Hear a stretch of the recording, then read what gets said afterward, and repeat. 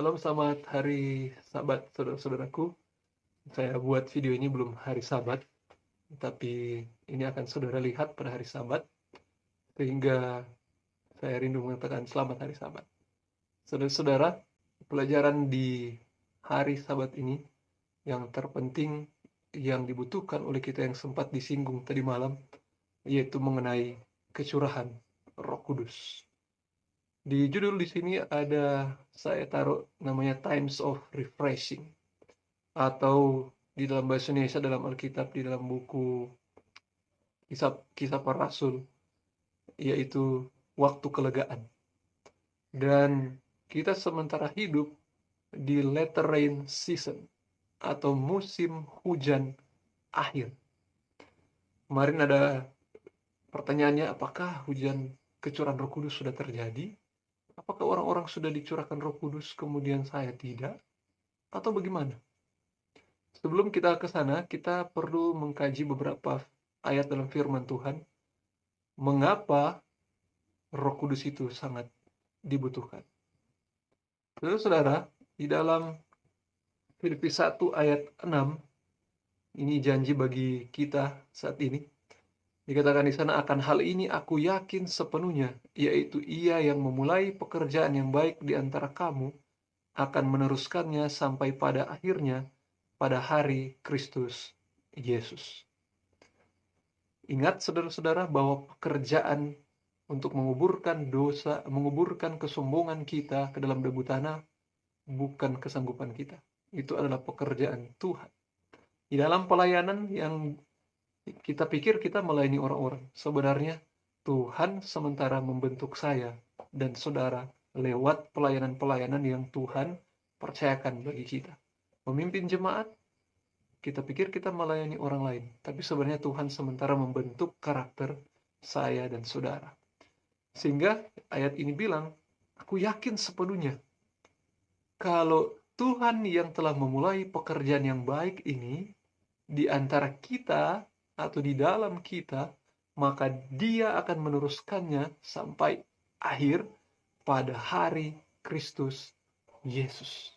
Dan percaya jikalau saudara tiap hari mati bagi diri, sebagaimana dalam Galatia 2 ayat 20, Paulus berkata, aku yang sekarang bukan lagi aku yang hidup, melainkan Kristus yang hidup di dalam aku. Saya rindu, saya dan saudara juga bisa berkata demikian. Bukan lagi saya Tuhan yang hidup di dalam hidup saya sekarang. Ketika saya dibaptis, harusnya saya mati. Kita akan lihat sebentar ya, lahir baru. Bagaimana itu kehidupan manusia yang baru. Percaya bahwa Kristus yang akan menyelesaikan pekerjaan keselamatan ini bagi kita, bagi saudara-saudara kita, bagi seluruh dunia, sampai pada akhir ketika Kristus datang. Berikut, pentingnya Roh Kudus. Berapa penting Roh Kudus dalam kehidupan kita? Yesus sendiri memberi kesaksian dalam Yohanes 16 ayat 7. Dikatakan di sana, namun benar yang kukatakan ini kepadamu, ini perkataan Yesus, adalah lebih berguna bagi kamu jika aku pergi. Wow, luar biasa statement ini ya. Sebab, jikalau aku tidak pergi, penghibur itu tidak akan datang kepadamu.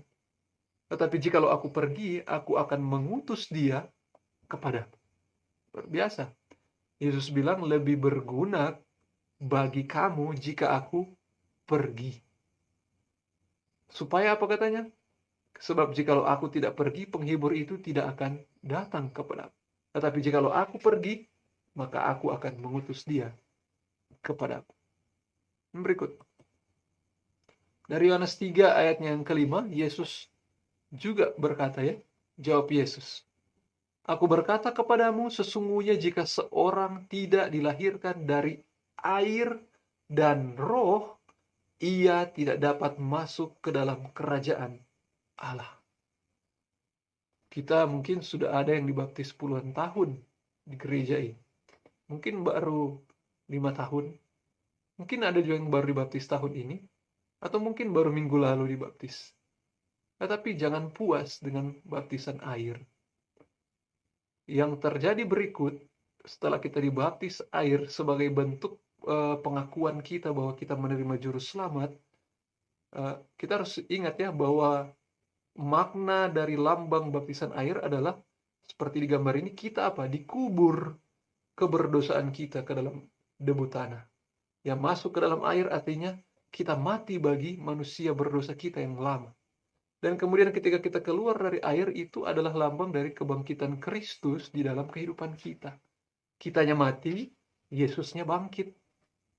Harapan saya seperti itu ya, ketika kita dibaptis. Harapan Tuhan seperti itu. Dan kemudian, bukan hanya dilahirkan dari air, tetapi juga dilahirkan dari roh. Saudara-saudara, kita perlu dibaptis roh, bukan hanya ketika kita dibaptis air, karena waktu Yesus dulu dua-dua hal ini langsung terjadi ya, dalam bentuk lambang dan secara literal. Dimana ketika Yesus selesai dibaptis, ada merpati yang turun. Itu adalah Roh Kudus yang menyertai Yesus. Sehingga kalau kita baca ayat-ayat selanjutnya, Roh Kudus menuntun Yesus kemana? Ke padang gurun. Sehingga seluruh pelayanan Yesus adalah pekerjaan juga Roh Kudus di dalam kehidupan Yesus. Begitu juga dengan saya dan saudara, ketika dibaptis air, jangan tinggalkan roh, jangan padamkan roh. Kita harus setiap hari dipenuhi oleh Roh Kudus. Tadi malam kita sudah lihat ya bagaimana Roh Kudus itu harus selalu on. Bukan hanya kalau mau baca firman, bukan hanya kalau mau ibadah, tetapi pernah enggak ketika kita berdoa makan, minta Roh Kudus tuntun kita untuk makan. Kalau kita makan, Tuhan tolong tuntun saya makanan mana yang sebenarnya baik bagi tubuh saya. Makanan mana yang bisa saya pilih yang akan membangun bait suci tubuh ini. Pernah enggak kita berdoa seperti itu? Atau ketika kita pergi bekerja, Tuhan kiranya Tuhan menolong saya dengan Roh Kudus. Ketika saya bertemu pimpinan saya, ketika saya bertemu dengan teman-teman rekan kerja saya, apa rencana Tuhan bagi saya di kantor ini? Atau ketika kita ke kebun Tuhan, saya mau ke kebun, saya mau tanam apa? Kiranya Roh Kudus menuntun saya. Di dalam seluruh aspek kehidupan kita, kita perlu menghadirkan Roh Kudus. Mungkin ibu-ibu di rumah, oh saya mau masak hari ini, saya mau masak apa ya Tuhan? Berikan saya hikmat. Tolong tuntun saya Tuhan untuk boleh memasak makanan yang baik, yang sehat. Ketika mendidik anak, Tuhan tolong tuntun saya dengan roh-Mu. Berikan saya kesabaran dalam mendidik anak-anak saya. Semua aspek kehidupan, libatkanlah Tuhan dalam kehidupan kita. Ayat yang ke-6 dari Yohanes 3. Apa yang dilahirkan dari daging adalah daging. Dan apa yang dilahirkan dari roh adalah roh. Dikuatkan dalam Yohanes 4 ayat 24. Dibilang begini, Allah itu roh, dan barang siapa menyembah dia harus menyembahnya dalam roh dan kebenaran. Wow, ini benar-benar menampar saya dulu. Kita pikir datang ke gereja itu cukup dengan apa? Bawa firman Tuhan masuk ke dalam gereja. Tetapi perhatikan di sini, Allah itu roh. Dan barang siapa menyembah dia, kita harus menyembah dalam roh dan kebenaran. Di dalam penyembahan itulah sebabnya kenapa penting mengundang Roh Kudus. Karena roh inilah yang akan menuntun kita di dalam penyembahan yang benar kepada Tuhan. Kalau kita menyembah Tuhan dengan kedagingan, kita tidak akan fokus kepada Tuhan. Kita harus sepenuhnya dikuasai oleh roh dan kebenaran. Ya, harus dipenuhi dengan roh. Karena dibilang tadi, apa yang lahir dari daging adalah daging. Dan apa yang dilahirkan dari roh adalah roh. Kemudian yang berikut.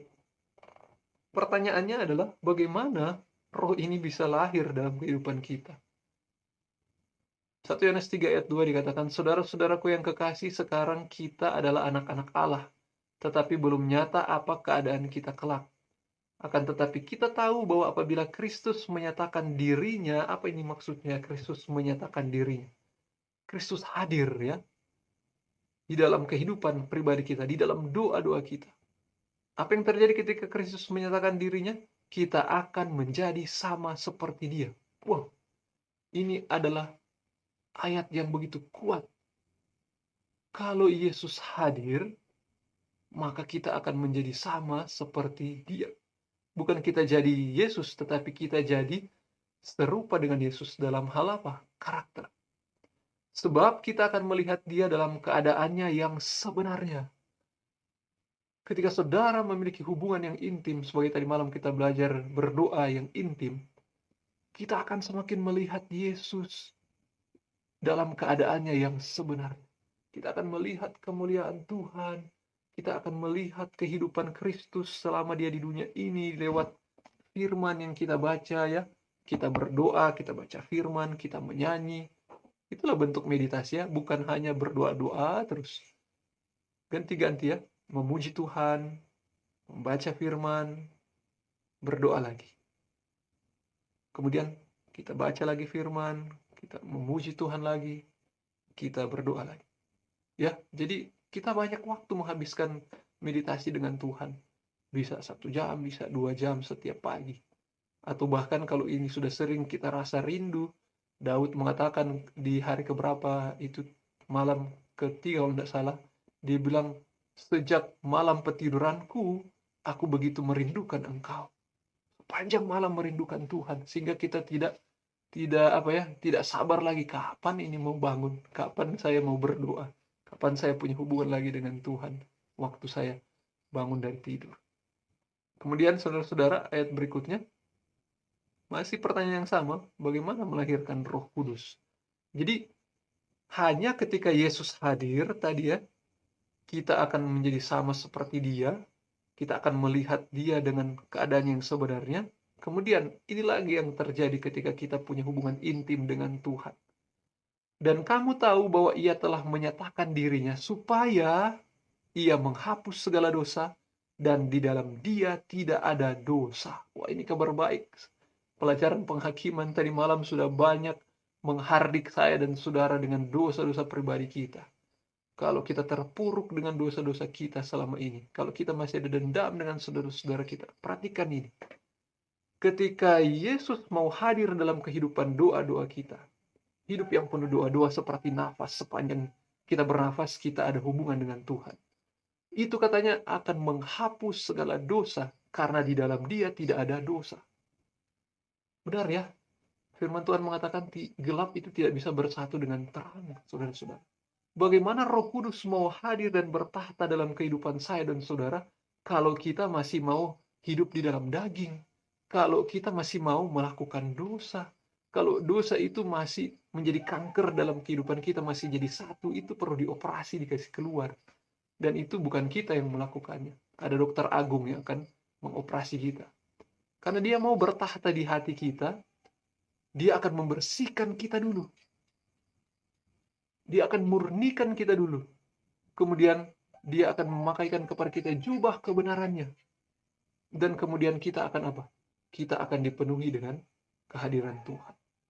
Karena itu setiap orang yang tetap berada di dalam dia tidak berbuat dosa lagi. Ini pengharapan besar, saudara. Mati bagi Kristus. Penghakiman tadi malam ya, selesai. Dimeteraikan. Maka kita tidak berbuat dosa lagi. Kapan itu terjadi? Latih dari malam ini. Tidak usah kita tunggu kedatangan Tuhan yang kedua kali di awan-awan secara universal. Kalau hari ini juga, detik ini juga, kita bisa minta Tuhan datang, hadir di hati kita. Untuk bertahta di dalam pikiran kita. Untuk memimpin kehidupan kita. Untuk memimpin pelayanan kita. Bukan lagi kita yang berpikir bagaimana melayani ini, melayani itu. Tetapi minta Tuhan, apa rencanamu? Apa yang saya harus buat hari ini? Apa yang harus saya buat besok? Apa pelayanan untuk jemaat bulan ini, bulan depan? Minta sama Tuhan. Tuhan sanggup memberikan itu kepada saya dan saudara. Setiap orang yang tetap berbuat dosa, perhatikan, tidak melihat dan tidak mengenal Dia. Saudara, kita punya seri revival sepanjang 1 minggu ini. Tujuannya adalah apa? To know Him. Mengenal Dia. Karena Yohanes 17 dibilang, inilah hidup yang kekal itu, yaitu jikalau engkau mengenal Bapa yang di surga dan Ia yang Dia utus, Yesus. Mengenal Dia. Jadi, apa bukti kita mengenal Tuhan? Dia bilang, setiap orang yang tetap berbuat dosa tidak melihat dan tidak mengenal Dia. Tuhan akan membersihkan dosa-dosa saya dan saudara. Oleh karena Dia mau hadir dalam tahta bait suci tubuh kita ini, bait suci pikiran kita ini. Dia mau hadir. Dan salah satu salah satu buahnya adalah kita tidak akan berbuat dosa lagi. Karena ketika kita tidak berbuat dosa lagi, maka kita akan apa katanya? Mengenal Dia dalam keadaannya yang sebenarnya. Lanjut. Yang berikut di ayatnya yang ke-9. Perhatikan baik-baik saudara. Dia bilang, setiap orang yang lahir dari Allah tidak berbuat dosa lagi. Saudara-saudara, tiap hari kita harus belajar untuk lahir dari Allah. Hari ini berbuat dosa, cepat-cepat menyelesaikannya. Cepat-cepat minta ampun. Cepat-cepat selesaikan dengan saudara A, saudara B. Tuhan, saya sudah lahir lagi dalam daging hari ini. Saya mau Tuhan tolong saya lahir lagi dalam Allah. Itu bisa terjadi saudara setiap hari. Bertumbuh. Namun perhatikan kata berikutnya. Sebab benih ilahi tetap ada di dalam dia dan ia tidak dapat berbuat dosa karena ia lahir dari Allah. Bagaimana bisa lahir dari Allah? Bagaimana bisa melahirkan kehidupan penuh dengan Roh Kudus? Adalah ketika kita tidak berbuat dosa lagi. Dibilang benih, saya ada cantumkan di sini, dia punya tulisan bahasa Greka yang artinya sperma. Ternyata benih yang ada kata benih di 1 Yohanes 3 ayat 9 itu adalah sperma atau seed. Seed itu benih ya, benih untuk dipakai menanam.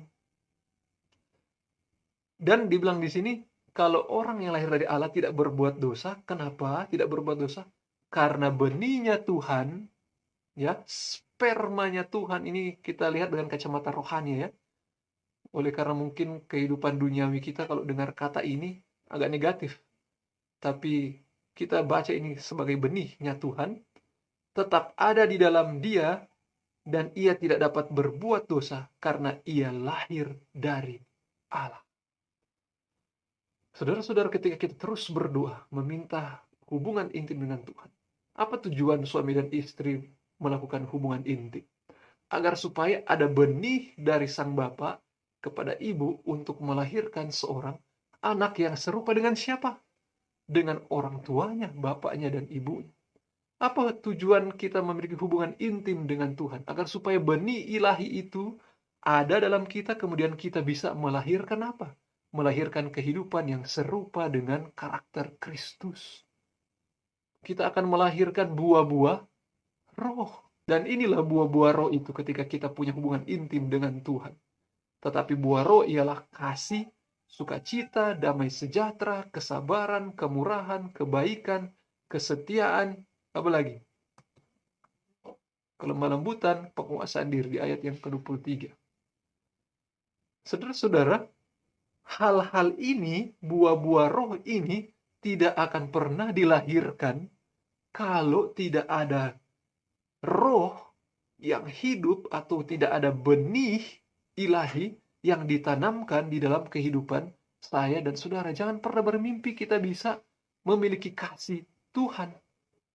Dengan kedagingan kita tidak akan melahirkan kasih. Contoh sederhananya seperti ini. Kalau kita mau tanam kita mau makan buah manggis, kita akan tanam pohon manggis. Dan pohon manggis ini akan menghasilkan buah manggis. Kita mau makan durian, kita tidak bisa tanam pohon manggis. Karena pohon manggis tidak bisa berbuah buah durian. Begitu juga dengan buah roh. Perhatikan ini, buah roh, kasih, sukacita, damai sejahtera, dan seterusnya, hanya bisa dihasilkan kalau kita menanam roh. Saudara-saudara, itulah sebabnya mungkin selama ini kita bertanya-tanya, Tuhan, kenapa saya ini kok tidak bisa sabar? Kenapa saya sudah berusaha untuk murah hati, kok saya ini jadi pelit terus? Kenapa saya tidak bisa mengasihi saudara saya? Saya sudah berusaha. Tidak akan pernah bisa, saudara-saudara, dengan usaha pribadi kita, dengan kedagingan kita. Hanyalah ketika Roh Kudus itulah, ketika Roh Kudus hidup dalam kehidupan kita, maka buah-buah roh itu bisa dilahirkan dari kehidupan kita. Bagaimana caranya? Berhubungan intim dengan Tuhan. Tidak akan pernah ada anak yang lahir kalau belum pernah ada hubungan intim yang terjadi antara bapak dan ibu. Begitu juga buah roh tidak akan pernah hadir, tidak akan pernah lahir kalau kita tidak punya hubungan yang intim dengan Tuhan. Dan hasil dari hubungan intim ini akan menghasilkan buah roh, dan hasil dari hubungan intim ini kita akan mengenal Allah itu dengan keadaannya yang sebenarnya. Hubungan intim yang Tuhan buat ya di Taman Eden mengenai Sabat dan mengenai keluarga, rumah tangga, punya tujuan yang mulia. Tujuan suami dan istri bersatu adalah gambaran dari umat-umat Tuhan akan bersatu dengan Tuhan.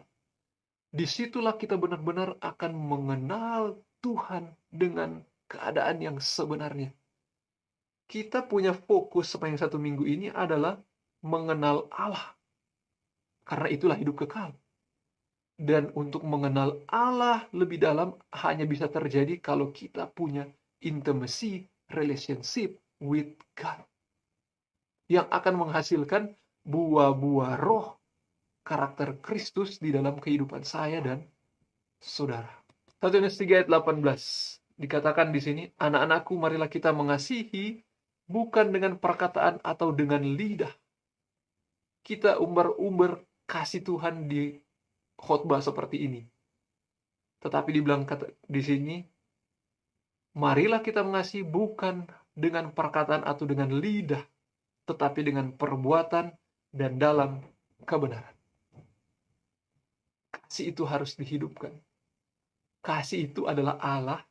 Ya, Allah itu adalah kasih. Ketika Yesus ada dalam kehidupan saya, maka yang saya lakukan adalah pekerjaannya Yesus. Maka yang saya pikirkan adalah pikirannya Yesus.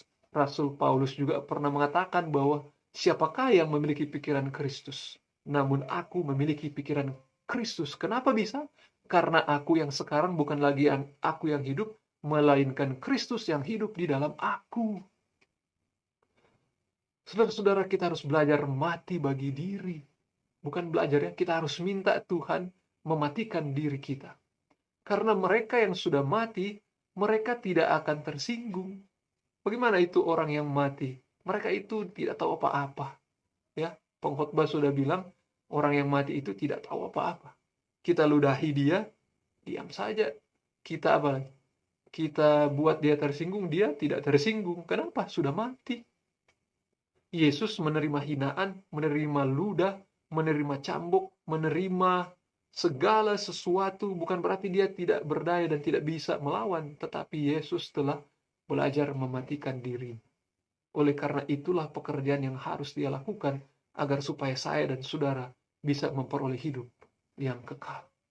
Dan kita akan Tuhan berikan kesempatan untuk merasakan mungkin penderitaan yang mirip yang dialami oleh Yesus, mengalami penganiayaan ke depan.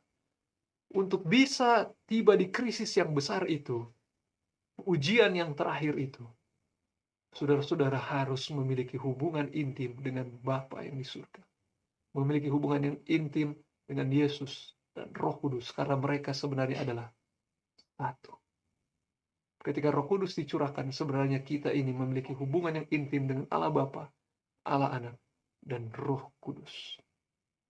Dan biarlah kasih Tuhan yang akan hidup di dalam kehidupan kita, bukan hasil usaha pribadi kita. Oke, kita masuk lebih dalam mengenai kecurahan Roh Kudus. Ada 2 tahap kecurahan Roh Kudus, saudara-saudara. Dalam buku Yeskiel 36 ayat 25 dikatakan, aku akan mencurahkan kepadamu air jernih. Ini bahasa Inggrisnya, then will I sprinkle water upon you. Sprinkle. Ya, bahasa Indonesia belum terlalu jelas. Sprinkle ini adalah percikan atau Kalau mungkin hujan, gerimis. Kemudian kata berikut dibilang, dari segala kenajisanmu dan dari semua berhala-berhalamu, aku akan mentahirkan kamu. Ingat di ayat tadi, kalau Roh Kudus hadir, ya, yang mewakili Yesus dan Bapa ini hadir dalam hidup kita, maka tidak akan ada dosa. Dan di sini dibilang sprinkle, then I will sprinkle water upon you, maka itu katanya akan mentahirkan kita dari berhala-berhala kita. Mungkin kita belum terlalu mengerti soal hujan ini ya. Hujan ini, saudara-saudara, hujan awal, hujan akhir, itu identik dengan apa? Kecurahan Roh Kudus, hujan roh. Ya. Sehingga kalau saya berbicara di sini mengenai percikan atau gerimis atau hujan, itu semua berbicara mengenai Roh Kudus. Selanjutnya, di Yeskiel 36 ayat 26, kamu akan kuberikan hati yang baru dan roh yang baru di dalam batinmu, dan aku akan menjauhkan dari tubuhmu hati yang keras, dan rohku yang kuberikan diam di dalam batinmu, dan aku akan membuat kamu hidup menurut segala ketetapanku, dan tetap berpegang pada peraturan-peraturanku, dan melakukannya. Ketika roh itu hadir, kita sudah lihat tadi buah roh itu akan terjadi dalam kita. Hati kita ini perlu diganti dengan hati yang baru. Roh yang lama mungkin roh kenajisan, roh kesombongan, diganti dengan roh yang baru, Roh Kudus. Kemudian di ayat berikutnya dalam buku Yoel, itu tadi kecurahan yang pertama, sprinkle, seperti gerimis. Bagaimana dengan tahap yang kedua? Dari buku Yoel 2 ayat 28 bahasa Indonesianya, kemudian daripada itu akan terjadi bahwa aku akan mencurahkan rohku ke atas semua manusia. Maka anak-anakmu laki-laki dan perempuan akan bernubuat. Orang-orangmu yang tua akan mendapat mimpi. Teruna-terunamu akan mendapat penglihatan. Tadi malam kita sudah singgung mengenai hal ini ya. Tapi coba kita fokus, kita punya pikiran di kata-kata di bagian atas. Kemudian daripada itu akan terjadi bahwa aku akan mencurahkan rohku. Bahasa Inggrisnya, and it shall come to pass afterward that I will pour out my spirit. Pour out. Pour out ini mencurahkan atau kata syafaq ya. Mencurahkan atau kata syafaq. Apa arti dari mencurahkan di sini atau syafaq? Kita lihat selanjutnya ya. Ini kutipan dari Pena Inspirasi, Review and Herald, jilid 13 bulan Oktober tahun 1904, paragraf yang kelima. Jelas di sini, mari kita simak baik-baik.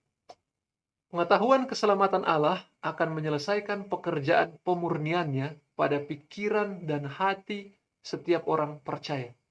Tujuan pekerjaan keselamatannya Kristus di bait suci sampai di bilik mas suci ini, tujuannya adalah untuk pemurnian pikiran dan hati setiap orang percaya. Bukan hanya luarnya ya, kita kelihatan baik, kita sudah belajar, tidak boleh pura-pura. Tuhan akan memurnikan kita benar seutuhnya dari luar dan dalam. Itu tujuan utamanya, pekerjaan Tuhan. Kemudian apa yang dikatakan berikutnya? Aku akan memercikkan, dari bahasa Inggrisnya sprinkle, kepadamu air jernih yang akan mentahirkan kamu dari segala kenajisanmu. Dan dari berhala-berhalamu aku akan mentahirkan kamu. Dan terus itu ayat-ayat tadi ya. Kemudian komentar di sini yang Tuhan inspirasikan kepada New White, firman Tuhan ini yang kita baca dari Yeskiel tadi, ternyata kita baca bagian bawah ya. Ini adalah kecurahan Roh Kudus. Dikirim oleh Allah untuk melakukan pekerjaan pentingnya. Rumah Israel harus diilhami oleh Roh Kudus dan dibaptis dengan rahmat keselamatan. Puji Tuhan. Ternyata sprinkle tadi, percikan tadi itu, kecurahan Roh Kudus tahap awal, itu adalah kecurahan Roh Kudus yang sprinkle ya. Kemudian, yang berikutnya, Yohanes 20:20 dikatakan, Yohanes 20:20 dibilang, dan sesudah berkata demikian, ia menunjukkan tangannya dan lambungnya kepada mereka.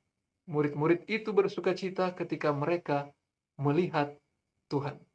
Perhatikan saudara-saudara, kita mulai masuk ini dalam penggenapan kecurahan Roh Kudus yang pertama atau sprinkle yang terjadi di zaman murid-murid Yesus. Setiap zaman ada dua bentuk kecurahan Roh Kudus, hujan awal dan hujan akhir. Ini memang ada begitu banyak lambang ya saudara-saudara.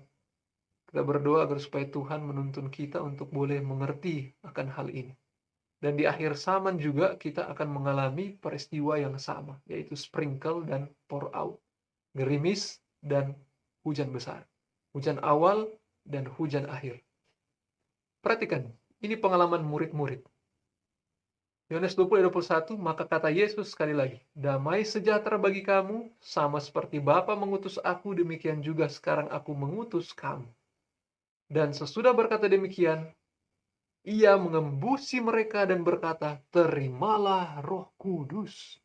Saudara-saudara, ternyata kita hanya lihat selama ini kecurahan Roh Kudus itu dari buku Kisah Para Rasul 2. Tidak. Saudara-saudara, itu adalah kecurahan yang kedua, ya.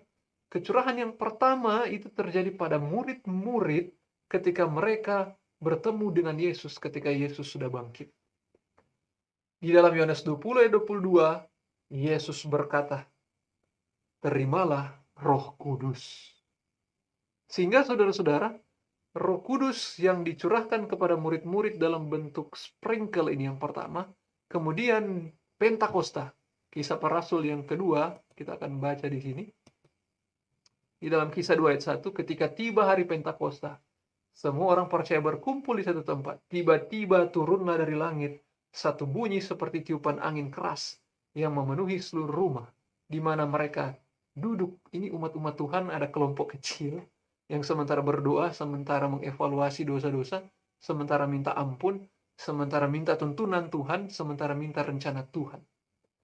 Apa yang terjadi pada mereka? Tampaklah kepada mereka lidah-lidah seperti nyala api yang bertebaran dan hinggap pada mereka masing-masing. Kecurahan Roh Kudus secara besar-besaran. Maka penuhlah mereka dengan Roh Kudus, lalu mereka mulai berkata-kata dalam bahasa-bahasa lain, seperti yang diberikan oleh Roh itu kepada mereka untuk mengatakannya. Dua kali. Mari kita lihat kutipan ini dalam buku Spirit of Prophecy jilid yang ketiga, halaman 243, paragraf yang pertama.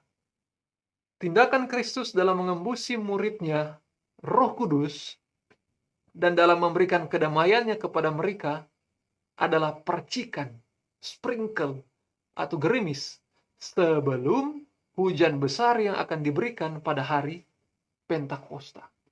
Berbiasa ya, dua kecurahan.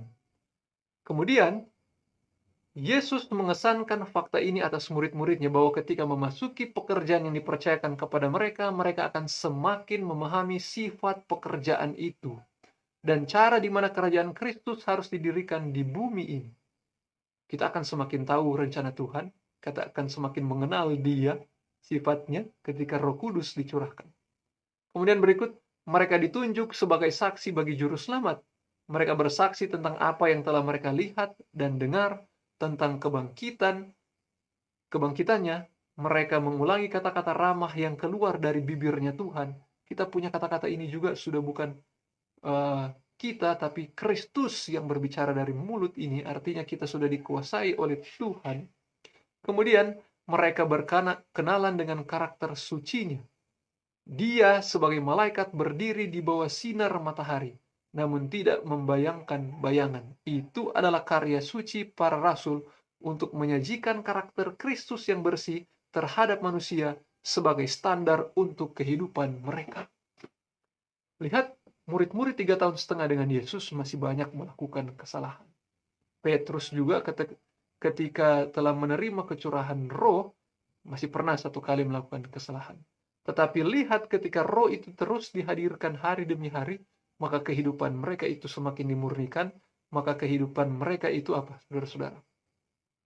Menggambarkan karakter Kristus, bahkan seperti malaikat.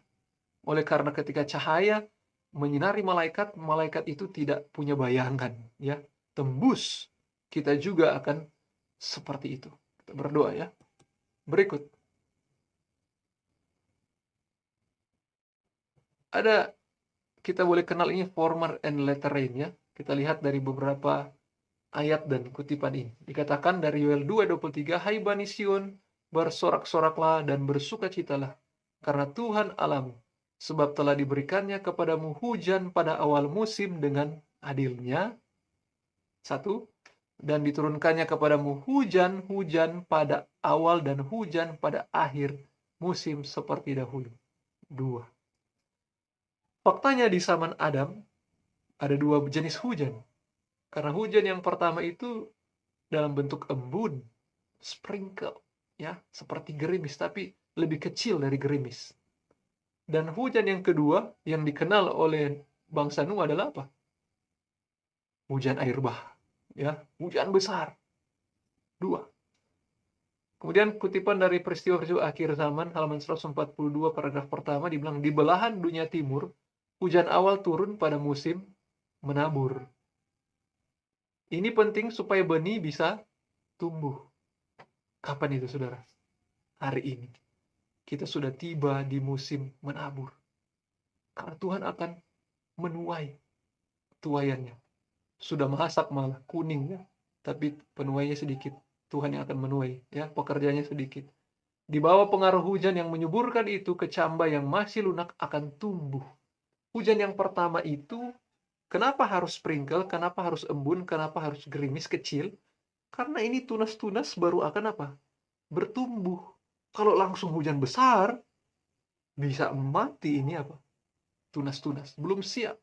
Sebagaimana pekabaran kebenaran itu bagaikan matahari yang terbit dari mulai muncul matahari sampai rembang tengah hari, kemudian terang itu bersinar dengan sepenuhnya, begitu juga pertumbuhan kerohanian kita ini. Begitu juga caranya kita menyampaikan pekabaran kepada saudara-saudara kita. Tidak bisa langsung matahari yang besar. Harus dari apa? Matahari yang kecil, kemudian mata kita akan semakin terbiasa dengan cahaya, kemudian kita akan mampu melihat cahaya yang besar. Berikut, aplikasi dan penggenapan hujan roh ini. Yang pertama, untuk pribadi. Kita akan merasakan 2 kali kepenuhan roh, yaitu baptisan air dan baptisan roh. Kapan hujan awal? Dalam peristiwa akhir zaman 145 dibilang hujan awal akan menghasilkan pertobatan. Saya berharap itu terjadi di revival ini. Kalau kita sudah lama tidak hujan ya, kalau di gereja kita sudah lama tidak hujan, mudah-mudahan revival ini adalah musim menabur bagi jemaat kita di Panasen dan siapapun yang menonton. Sehingga itu akan menghasilkan pertobatan. Dan hujan akhir akan mengembangkan tabiat yang serupa dengan Kristus. Hasil dari hubungan intim dengan Tuhan, ke depan saudara akan coba praktik doa yang kita sudah belajar tadi malam, dan itu akan menghasilkan buah-buah roh. Dan itu akan menghasilkan kita mati dan Kristus yang hidup. Di mana lahir ini? Di mana hujan-hujan awal itu bisa terjadi? Di mana Roh Kudus bisa kita temukan? Dalam buku Testimonies to Minister halaman 508 tahun 1897 dia bilang acara-acara pertemuan gereja seperti acara perkemahan. Perhatikan ya, perkemahan dulu dan sekarang itu beda. Camp meeting dulu adalah sepenuhnya membahas firman Tuhan. Camp meeting dulu adalah mempertemukan umat-umat Tuhan untuk melihat rencana Tuhan ke depan. Tapi perkemahan kita di akhir zaman ini sudah banyak berubah. Dunia sudah mulai masuk dalam perkemahan. Cara-cara dunia sudah mulai masuk dalam perkemahan. Akhirnya yang kita bawa pulang di perkemahan adalah marah-marah. Terjadi banyak persaingan ya, pertandingan ini dan itu. Kita bukan pulang bawa firman Tuhan, tetapi kita pulang membawa apa? Dendam. Itu merupakan penghinaan terhadap pekerjaan Tuhan. Kemudian di mana lagi kita menemukan Roh Kudus itu hadir? Yaitu kebaktian-kebaktian jemaat setempat. Revival seperti ini. Rabu malam, hari Sabat, perbaktian-perbaktian. Dan semua kesempatan di mana terdapat usaha penarikan jiwa secara perorangan. Kalau saudara bertemu dengan saudara yang lain, Roh Kudus juga bisa saudara hadirkan untuk membawa pekabaran Kristus pada mereka. Kita lanjut.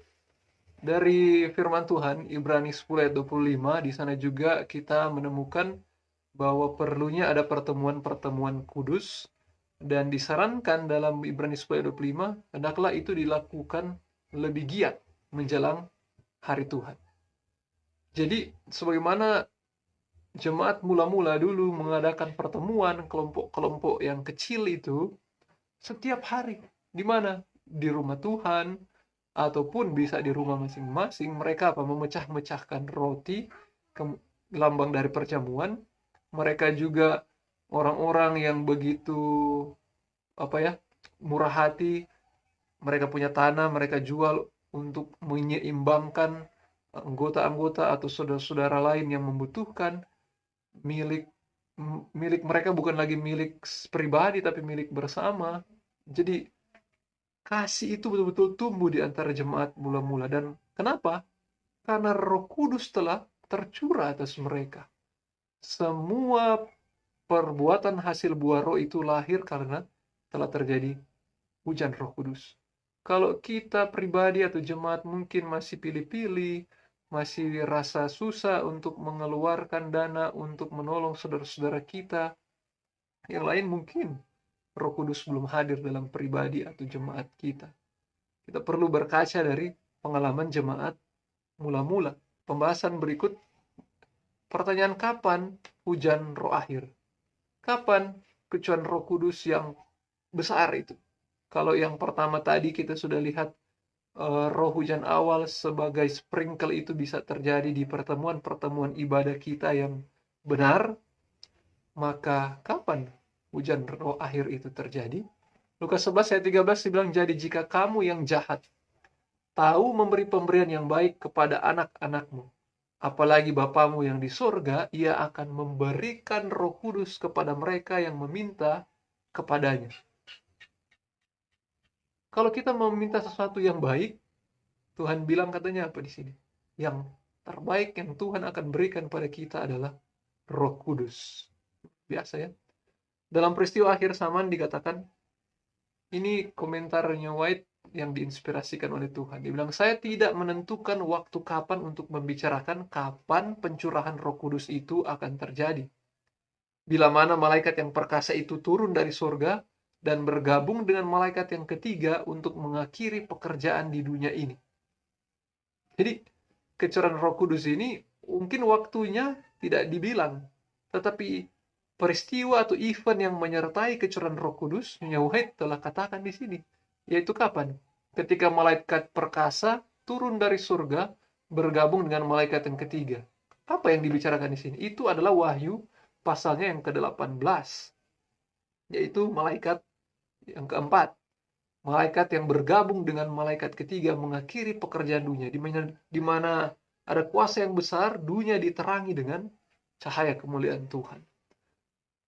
Berikut dia bilang begini, pekabaran saya ialah bahwa satu-satunya keselamatan kita adalah bersedia bagi penyegaran surgawi.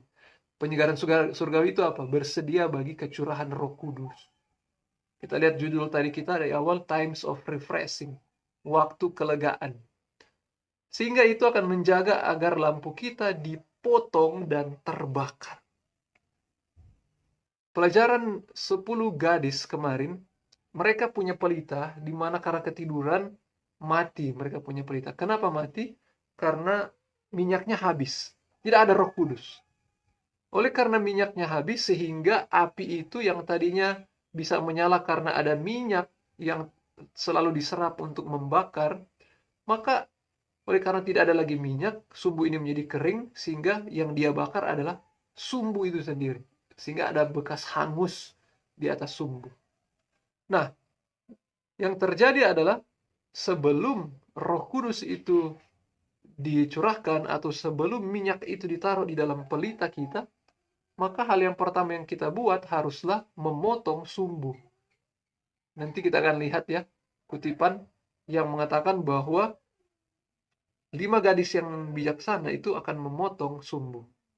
Apa artinya itu, saudara-saudara?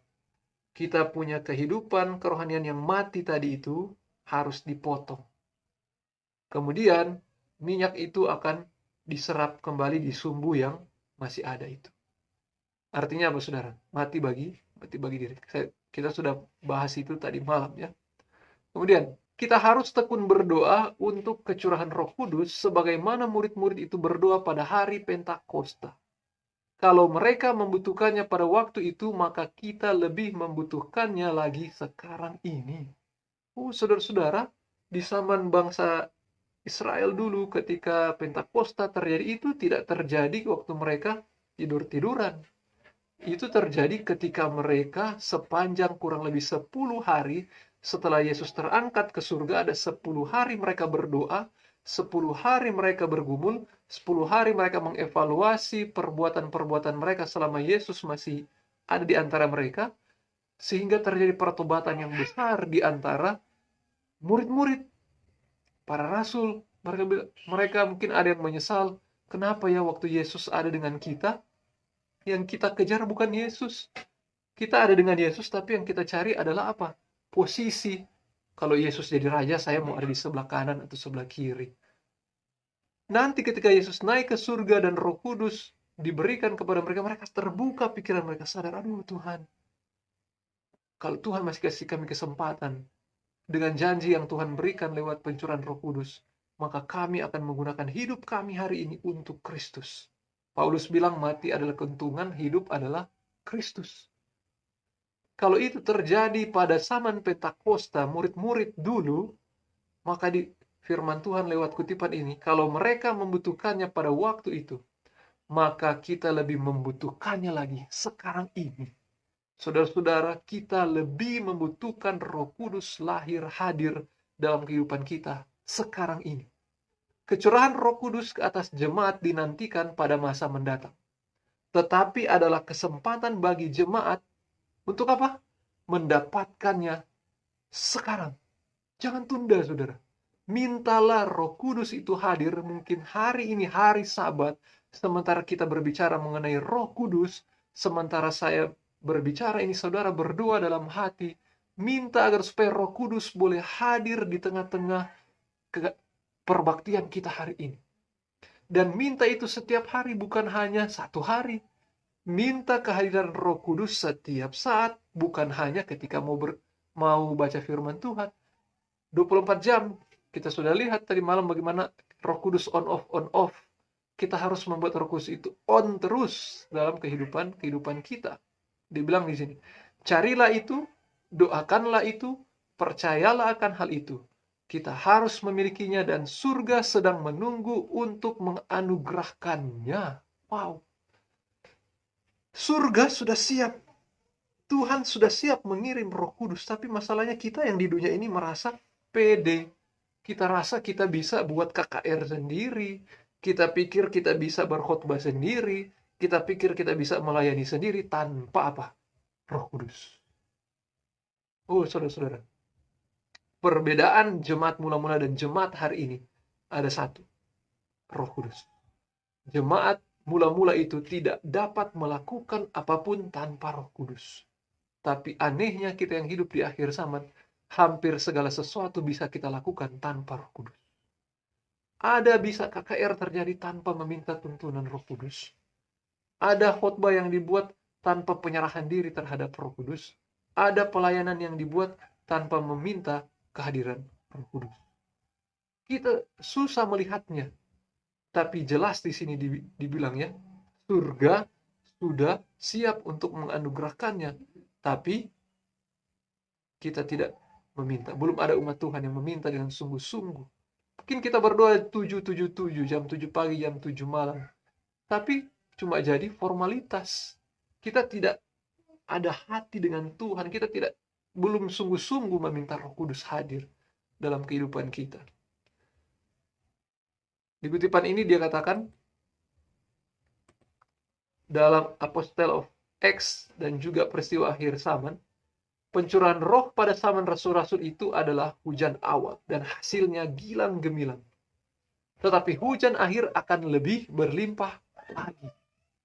Kalau murid-murid dengan kuasa yang besar saat itu bisa satu hari 3.000 sampai 5.000 jiwa yang datang kepada Tuhan, bukan hasil iming-iming bayar ini itu, bukan hasil hanya karena bagi-bagi sembako sehingga orang-orang ini tidak enak dan mau dibaptis. Bukan. Tetapi orang-orang yang dibaptis ini, ribuan orang, adalah karena pekerjaan Roh Kudus di dalam hati mereka. Karena mereka melihat murid-murid ini betul-betul setia, betul-betul tekun, betul-betul menghidupkan apa yang mereka sampaikan. Sehingga orang-orang dari pelayanan Yesus 3,5 tahun, mereka sudah lihat bagaimana Yesus menderita, bagaimana murid-murid ini bertumbuh dari yang tadinya masih duniawi. Ketika Yesus naik ke surga, mereka luar biasa dipenuhi dengan Roh, sehingga ribuan orang ini datang menyerahkan diri mereka kepada Tuhan. Hal itu, hujan akhir, akan terjadi di zaman kita ini dengan apa? Lebih berlimpah lagi. Saudara jangan kaget kalau di gereja akan datang orang mabuk. Jangan kaget tiba-tiba satu keluarga datang tidak tahu dari mana, tetapi datang ke gereja untuk apa? Mencari Tuhan. Saudara-saudara, jangan cepat-cepat mengusir ketika ada gelandangan datang ke gereja. Kita tidak tahu, mereka mungkin dalam keadaan tidak sadar lagi mabuk, tetapi mereka mendengar suara Tuhan dari gereja Advent. Dan kemudian mereka mau datang dengar dari luar. Saudara-saudara, jangan cepat-cepat mengusir mereka. Mungkin mereka sementara mencari Tuhan. Jangan kaget kalau ke depan nanti gereja kita tidak akan mampu menampung orang-orang yang mencari Tuhan. Pada penutupan penuaian di dunia, suatu anugerah rohani yang diberikan secara khusus dijanjikan guna menyiapkan gereja bagi kedatangan Anak Manusia. Pencurahan roh ini adalah bagaikan curahan hujan akhir. Sudah terjadi? Sementara terjadi, saudara-saudara. Ada pengalaman para hamba-hamba Tuhan yang berbicara dengan bahasa Inggris, tetapi ketika mereka berbicara di suatu negara tertentu, ini ada contoh pengalaman dari pendeta Luis Torres. Saudara bisa cari di YouTube. Seorang pendeta gereja kita, bergereja Advent. Dia berbicara di antara orang-orang gabungan ya, beberapa bahasa. Dia bicara pakai bahasa Inggris. Namun orang di situ ada yang hadir orang Itali. Orang-orang dari berbagai negara saat itu. Yang mungkin tidak mengerti bahasa Inggris saat itu. Dari malam ke malam dia bicara. Tapi ada satu orang, saya lupa orang negara apa, tapi beda dengan bahasa Inggris. Katakanlah orang Italia. Nanti boleh dicari di YouTube. Dia datang berbicara dengan bahasanya dia. Tapi puji Tuhan pendeta ini, dia tahu dan mengerti bahasa ini. Jadi dia bilang ke pendeta, puji Tuhan dengan bahasanya ya. Puji Tuhan dengan setiap firman yang saya dapat tiap malam. Pendeta ini bilang, dengan bahasa mereka. Oh, saudara dengarnya bahasa apa? Oh, saudara, saya kira saudara ini tidak tahu bahasa Inggris. Saudara ternyata mengerti ya firman Tuhan, karena yang saya sampaikan dari malam ke malam ini bahasa Inggris. Bilang, iya pendeta, saya mengerti, karena yang saya dengar pendeta bicara itu bahasa saya. Oh, luar biasa ya. Apa buktinya? Dia kasih buku catatannya, dia kasih tunjuk ke pendeta. Malam pertama pendeta bilang ini loh, saya tulis. Malam kedua pendeta bilang ini, malam ketiga terus tiap hari. Saudara-saudara, kecurahan Roh Kudus yang sprinkle itu, yang gerimis-gerimis itu sudah mulai dicurah. Kita baca kutipan yang lain. Pencurahan besar-besaran Roh Allah itu yang menerangi seluruh dunia dengan kemuliaannya tidak akan tiba sampai kita memiliki satu umat yang telah diterangi, yang melalui pengalaman mengetahui apa artinya menjadi pekerja-pekerja bersama Allah. Kecurahan itu tidak akan diberikan sampai ada satu umat yang telah diterima melalui pengalaman mengetahui apa artinya menjadi pekerja bersama dengan Allah. Pekerja bersama dengan Allah adalah pekerja-pekerja yang tidak mengharapkan imbalan. Ini ada di dalam buku cerita mengenai orang muda yang kaya. Kemudian murid-murid bertanya, bagaimana dan Tuhan caranya untuk bisa selamat kalau orang muda yang kaya ini sangat sulit masuk dalam kerajaan surga. Kemudian ternyata hati mereka masih sama dengan orang muda ini. Sekalipun mereka sudah mengikuti Tuhan, tapi hati mereka sebenarnya mereka masih susah untuk meninggalkan harta duniawi mereka. Sehingga Petrus bertanya, jadi kami sudah meninggalkan segalanya ini Tuhan, apa upah kami? Mental pekerja Tuhan bukanlah mental yang mau melayani karena ada upah. Oh, karena saya akan dapat gaji sekian-sekian, karena saya akan, sudahlah gaji. Saya akan diberkati oleh karena saya melayani, saya akan dapat ini, dapat itu karena saya melayani. No, mental pekerja bersama dengan Tuhan adalah ketulusan hati, bekerja tanpa pamrih. Karena upah kita bukan di dunia ini. Upah kita adalah di kerajaan surga. Bila mana kita mempunyai pengabdian menyeluruh dan sepenuh hati kepada pekerjaan Kristus, Allah akan menghargai kenyataan itu dengan pencurahan rohnya tanpa batas. Ingat, lihat ya. Kalau kita sudah dengan sepenuh hati dalam bekerja untuk Kristus, tidak ada lagi hitung-hitung, oh si A ini tidak bekerja sama dengan ini. Tidak usah hitung-hitung, saudara. Lakukan yang terbaik yang saudara bisa lakukan. Maka Tuhan katanya akan apa? Menghargai kenyataan itu dengan pencurahan rohnya tanpa batas. Wow, luar biasa ini. Tanpa batas, kuasa yang begitu besar, yang luar biasa itu sudah gemes mau diberikan, tapi kita tidak minta. Kita belum siap. Tetapi ini tidak akan terjadi sementara sebagian besar dari anggota gereja bukanlah pekerja-pekerja bersama Allah. Sementara anggota-anggota gereja, umat-umat Tuhan, sedangkan mau berdoa, berhubungan dengan Tuhan saja malas. Mau berdoa saja 5-10 menit, kita masih apa? Masih bosan. Tapi luar biasa Tuhan ya. Mungkin kita masih ada di titik seperti itu. Berdoa 2-3 menit, bangun subuh jam 4, kita ketiduran. Tapi Tuhan kita bukanlah Tuhan yang jahat. Bukanlah Tuhan yang hitung-hitungan. Bukan. Tuhan melihat pertumbuhan kita. Dia lihat, oh kasihan ini saudara Haris. Dia baru belajar mau berdoa ini. Dia baru belajar mau mendekatkan diri. Belajar untuk menjalin hubungan dengan saya. 2-3 menit berdoa dia sudah tidur. Tidak apa-apa. Roh Kudus, melalui Roh Kudus terus bicara. Bangun lagi besok. Ketemu, cari lagi saya. Bangun besok 4-5 menit, ketiduran. Tuhan lihat pertumbuhan kita dan kesungguh-sungguhan kita. 3 hari, 4 hari, 5 hari. Wah, ternyata Haris ini sungguh-sungguh ya. Ternyata dia benar-benar mau cari saya. Saya mau lihat sampai di mana dia mau mencari saya. Roh Kudus terus berbicara di hati. Bangun besok. Bangun, menyanyi. Berdoa. Baca firman Tuhan. Tiap hari, tiap jam kita terus bukan dipaksa, tapi didesak oleh Roh Kudus untuk terus mencari Tuhan. Sehingga kita bertumbuh hari demi hari, hari demi hari. Kita boleh menjadi pekerja-pekerja bersama dengan Allah. Dibilang, apakah kita mengharapkan agar gereja seluruhnya dibangunkan? Ini kutipan yang menemplak. Kalau kita katanya mengharapkan seluruh gereja dibangunkan, waktu seperti itu tidak akan pernah tiba. Sayang sekali ya. Sayang sekali. Untuk mengharapkan seluruh anggota jemaat bisa sadar dan bangun. Dibilang di sini, waktu seperti itu tidak akan pernah tiba. Ada orang-orang di dalam jemaat yang tidak bertobat. Mungkin bertobat hari ini, tapi besok-besok dia tidak mau bertobat. Dan yang tidak akan bersatu dalam doa yang tekun dan terus-menerus.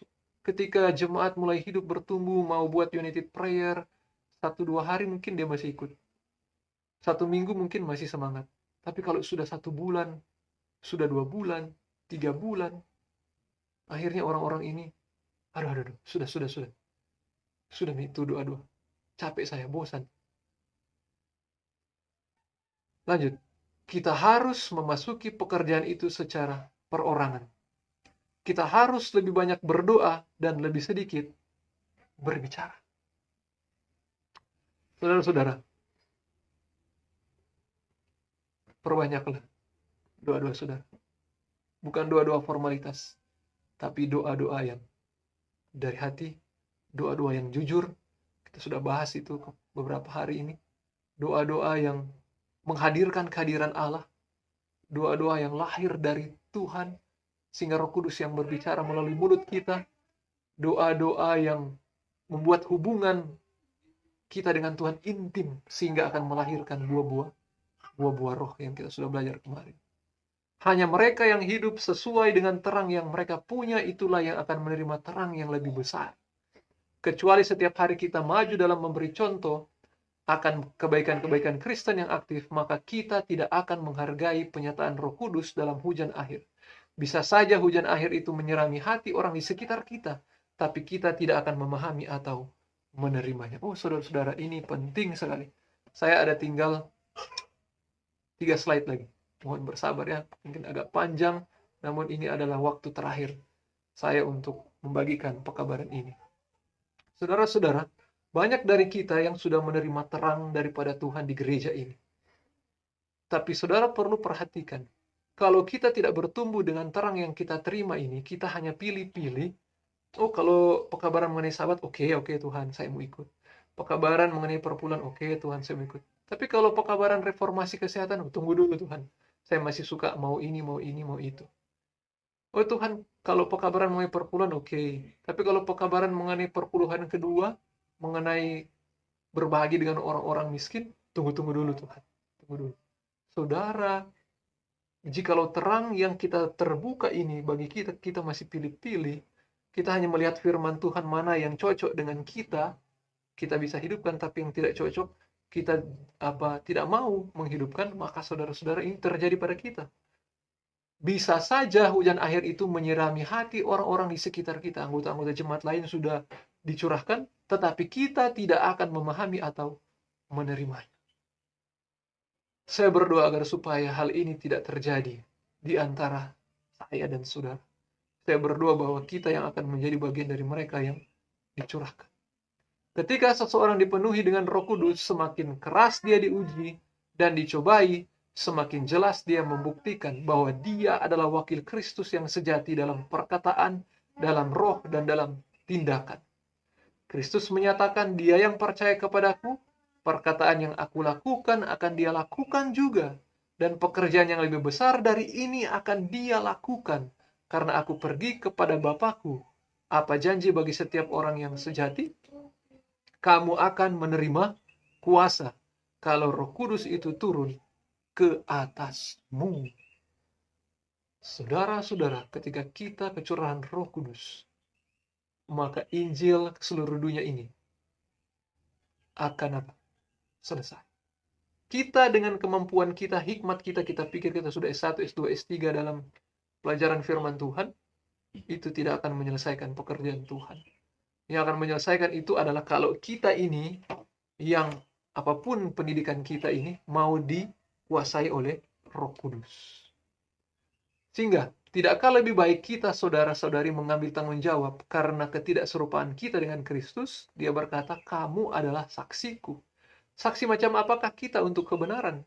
Apakah kita berjuang dengan semua kekuatan yang diberikan Tuhan untuk mencapai ukuran pria dan wanita di dalam Kristus? Kalau sudah berbicara mengenai kekudusan, berbicara tentang dosa, kita bilang, aduh, mustahil itu. Oh, saudara-saudara, buang itu bisikan-bisikan setan. Tuhan menghendaki kekudusan, dan itu memang mustahil kalau kita yang berusaha. Tapi tidak ada yang mustahil bagi Tuhan. Tidak ada yang mustahil bagi orang yang percaya. Apakah kita mencari kepenuhannya? Apakah kita pernah mencapai lebih tinggi dan lebih tinggi, berusaha mencapai kesempurnaan karakternya? Ketika hamba Tuhan mencapai titik ini, kesempurnaan di dalam Tuhan, selesai dihakimi, Roh Kudus dicurahkan, maka perhatikan, mereka akan disegel di dahi mereka. Malaikat perekam akan menyatakan, selesai. Mereka akan sempurna di dalam Dia yang mereka miliki melalui penciptaan dan penebusan. Saudara-saudaraku dalam Tuhan, kita berdoa, pertumbuhan kita jangan puas sampai di sini. Kita akan bertumbuh sampai pada kepenuhan Kristus. Apa artinya kepenuhan Kristus? Mati diri, Kristus hidup, Roh Kudus mau tinggal di dalam kita, karena dosa-dosa itu tidak lagi lahir dari kita. Karena yang lahir itu bukan lagi diri, tetapi yang lahir adalah buah-buah roh. Kapan Roh Kudus itu akan dicurahkan? Hari ini. Kalau saudara mau, dan saudara berdoa setiap saat, maka Roh Kudus itu akan dicurahkan kepada saya dan saudara.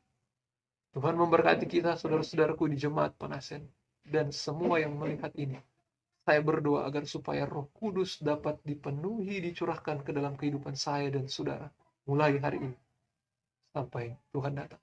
Adalah doa saya di dalam nama Yesus. Amin.